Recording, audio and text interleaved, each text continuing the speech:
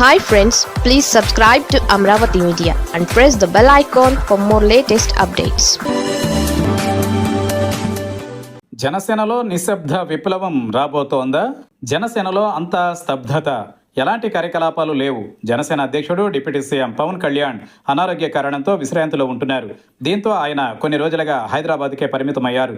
మరోవైపు తండ్రి భాస్కరరావు మరణంతో మంత్రి నాదెండ్ల మనోహర్ కూడా ఇంటికే పరిమితమయ్యారు.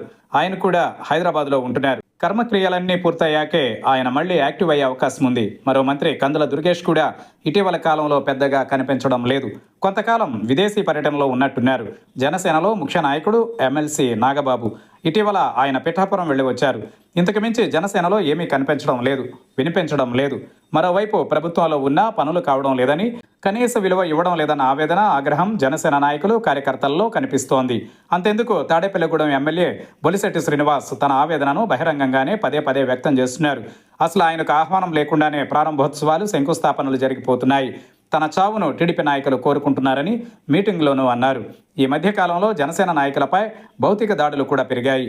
మైలవరంలో ఒక మహిళా నాయకురాలిపై ఏకంగా పోలీస్ స్టేషన్లో టీడీపీ నాయకులు దాడికి వెళ్లారు. అలాగే శ్రీకాళహస్తి, నెల్లూరు, చంద్రగిరి, గుంటూరు, ఒంగోలు తదితర ప్రాంతాలలో యథేచ్ఛగా జనసేన నాయకులపై దాడులు, వేధింపులు సాగుతున్నాయి. తమ గోడు పట్టించుకోవాలని ఏకంగా జనసేన ఎమ్మెల్యేనే నెత్తి నోరు కొట్టుకుని అడుగుతున్నా పట్టించుకునే దిక్కులేదు. ఈ నేపథ్యంలో అసలు తమ భవిష్యత్ ఏంటో అర్థం కాని, దిక్కుతోచని స్థితిలో జనసేన నాయకులున్నారు.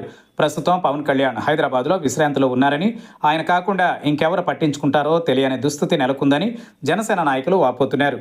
ఒక్కసారి అసంతృప్తి మొదలైతే అది తగ్గే అవకాశం లేదన్న సంగతి తెలిసిందే.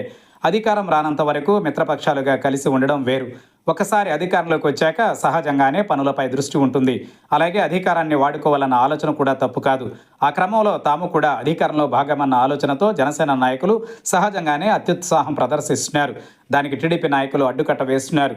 అధికారంలో భాగం ఇవ్వడానికి టీడీపీ నాయకులు చాలా చోట్ల ససేమేర అంటున్నారు. ఒక్కసారి అధికారంలో భాగం ఇవ్వడము, పెత్తనం జనసేన చేతిలోకి పోతే భవిష్యత్తులో ఇబ్బందన్న ఆందోళన టీడీపీ నేతల్లో ఉంది. అందుకే అధికారులు ఎవరూ జనసేన నాయకుల మాట వినకూడదనే హుకుం జారీ చేశారు. ఇలాంటి పరిస్థితి దాదాపు రాష్ట్రం అంతా ఉంది. అందుకే జనసేనలో అసంతృప్తిని చూడొచ్చు.